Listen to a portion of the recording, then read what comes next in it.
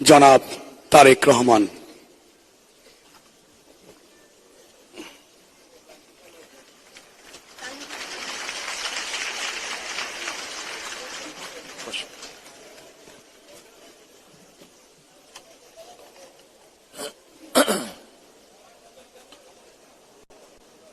বিসমিল্লাহির রহমানির রহিম। আজকের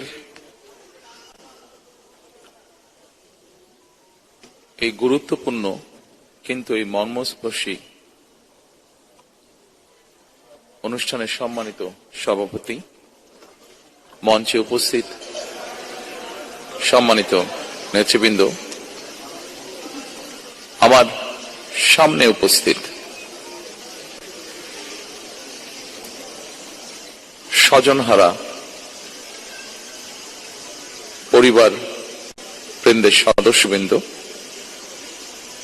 উপস্থিত অতিথিবৃন্দ, প্রিয় সাংবাদিক ভাইরা, আসসালামু আলাইকুম।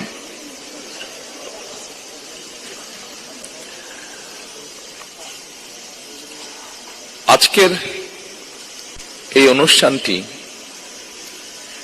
এবং এই অনুষ্ঠানে আপনারা যারা উপস্থিত হয়েছেন, যারা বক্তব্য রেখেছেন, তারা যখন তাদের কষ্টের কথাগুলো তুলে ধরছিলেন, বলছিলেন, তখন প্রতি মুহূর্তেই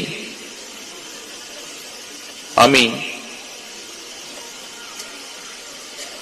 মানসিকভাবে যা চিন্তা করেছিলাম, বলবো প্রতি মুহূর্তেই তার খেইটি হারিয়ে ফেলছিলাম।